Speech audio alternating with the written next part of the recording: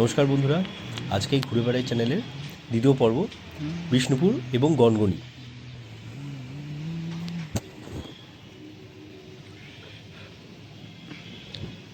বন্ধুরা, আজকে সকালে আমরা বিষ্ণুপুর এলাম।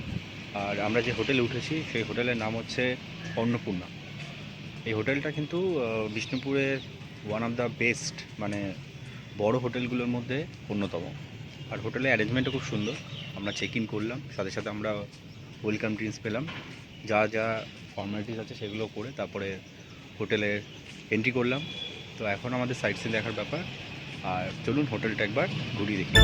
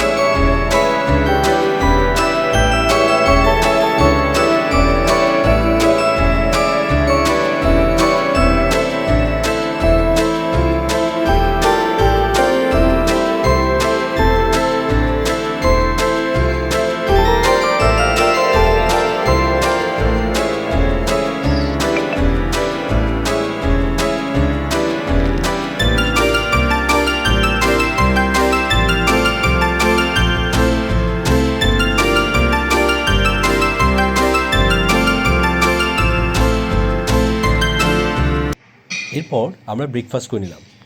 আমাদের এই হোটেল অন্নপূর্ণাতে কমপ্লিমেন্টারি ব্রেকফাস্টের আয়োজনও খুব সুন্দর ছিল। ব্রেকফাস্ট করেই আমরা রওনা হলাম পশ্চিম মেদিনীপুরের গনগনির উদ্দেশ্যে। বিষ্ণুপুর থেকে গনগনি যেতে সময় লাগলো প্রায় 45 থেকে 1 ঘন্টা মতন।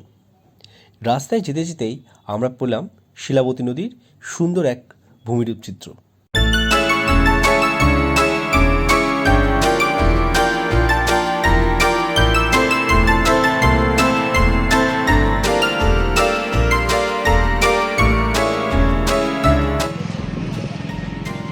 এই হচ্ছে শিলাবতী নদী। এই নদীটাই কিন্তু গনগনি, যেখানে ল্যান্ডসটা, মানে আমরা যে ল্যান্ডস্কেপটা দেখব সেটা কিন্তু এই শিলাবতী নদীর ক্ষয়ের ফলেই গড়ে উঠেছে।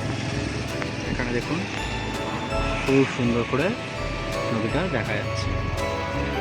আমরা এই রাস্তায় যেতে যেতে এই মধ্যখানে রাস্তায় এইখান থেকে এসেছি বিষ্ণুপুর থেকে, এখানে আমরা মেদিনীপুর ঢুকছি। এখন সোজা গড়বেতা ঢুকবো, আর তারপরে আমাদের কাছে এই শিলাবতী নদীটা। শিলাবতী নদীর ল্যান্ডস্কেপটা কিন্তু খুব সুন্দর, দারুণ।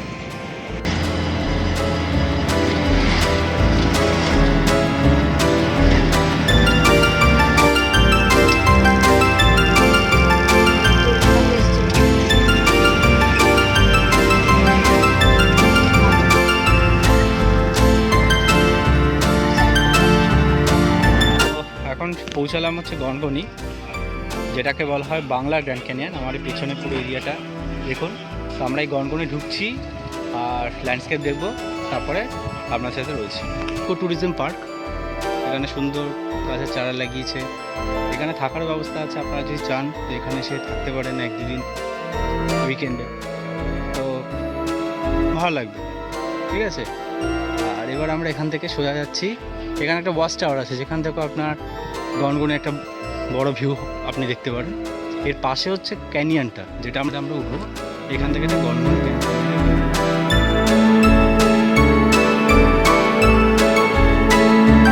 এই ওপরে উঠবো, এখান থেকে গনগনির ভিউ আমরা নেব।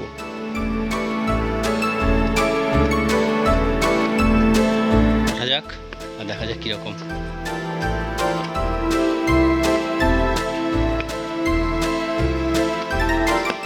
সিঁড়িগুলো কিন্তু একটু খারাপ যাচ্ছে, সাবধানে।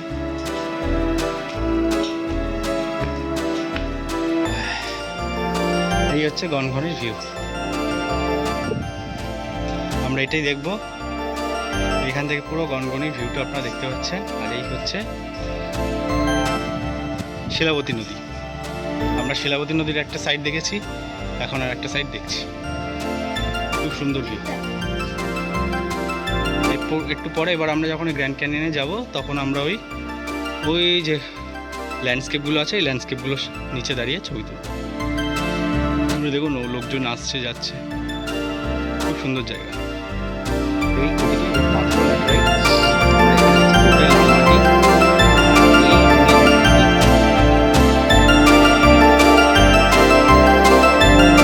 গনগনির ভূমি তার ঢালু ঢাল, গভীর খাল, গুহা, চূড়া, মেসা এবং বুটে সদৃশ কাঠামোর পাশাপাশি মাটির স্তম্ভ, করাতে দাঁতের ঢাল, ভূরূপের মতো প্রাকৃতিক ছাদের জন্য বাংলার গ্র্যান্ড ক্যানিয়ন হিসেবে বিখ্যাত। এটি প্লাইস্টোসিন যুগে গঠিত হয়েছিল, যার ওপরে কঠিন ল্যাটেরাইটে ডুরিক্রাস্ট স্তর ছিল। ভৌগোলিকভাবে নদীপথের উৎপত্তিস্থলের এই ল্যাটেরাইট উচ্চভূমি শিলাবতী নদীর অবতল ডান তীরে অবস্থিত। ভৌগোলিকভাবে এটি ছোটনাগপুর মালভূমির প্রান্তে অবস্থিত বিচ্ছিন্ন এবং তরঙ্গায়িত ল্যাটেরাইট ভূমির পৃষ্ঠ দ্বারা চিহ্নিত, যা বিভিন্ন ধরনের ভূরূপের প্রদর্শন করে। লালগড় গঠনের গৌণ ল্যাটেরাইটের উপর বিবর্তিত হওয়ার সাথে সাথে ল্যাটেরাইটিক দিগন্তগুলিও পলিক্লাস্টিসিক ল্যাটেরাইজেশন প্রক্রিয়ার স্বাক্ষর বহন করে। এটিকে একটি মধ্যম স্তরীয় ভূ আকৃতির বিজ্ঞান হিসেবেও শ্রেণীবদ্ধ করা হয়েছে। বর্ষার সময় যখন প্রচুর পরিমাণে বৃষ্টি হয় তখন জলের সঙ্গে ছোট ছোট নুড়ি পাথর খুব স্রোতের নিচে নেমে আসে। এছাড়াও শিলাবতী নদীর অবহিকার ল্যাটেরাইট মৃত্তিকা বাতাস ও শিলাবতী নদীর স্রোতের দ্বারা ক্ষয়প্রাপ্ত হয়ে চলেছে এবং সৃষ্টি করেছে প্রাকৃতিক গিরিখাত বা ক্যানিয়নের। প্রায় 70 থেকে 80 ফুট নিচু এই প্রাকৃতিক গিরিখাতের সৌন্দর্য প্রত্যেককে মুগ্ধ করে তোলে।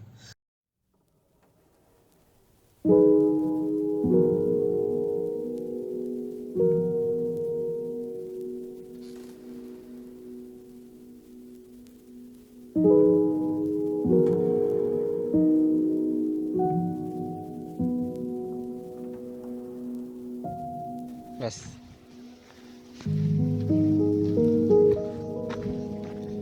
আর এই হচ্ছে শিলাবতী নদী।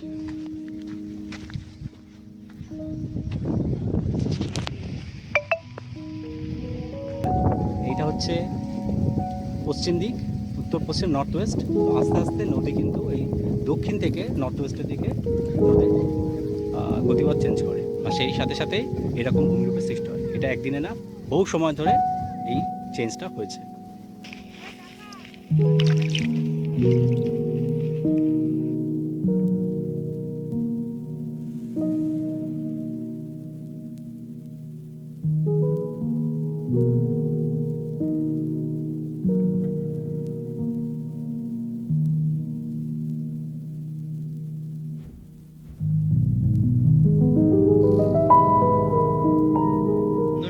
আজকে এখানে শেষ হলো বিষ্ণুপাট ট্রিপ। আবার কোনো এক সময় নিশ্চয়ই আসবো, আপনারাও আসতে পারেন। আর আজকের মতো ভিডিওটা এখানে শেষ করছি। কেমন লাগলো অতি অবশ্যই কমেন্ট করে জানাবেন। আর আমার চ্যানেলটা ভালো লাগলে অতি অবশ্যই সাবস্ক্রাইব করবেন। সাবস্ক্রাইব করার সময় বেল আইকনটা ক্লিক করবেন, যাতে নতুন যখনই কোনো ভিডিও দেবো তার ইনস্ট্যান্ট নোটিফিকেশন আপনারা পাবেন। ভালো থাকবেন, সুস্থ থাকবেন। নতুন ভিডিও নিয়ে খুব শীঘ্রই আপনাদের কাছে আসছি। Thank you.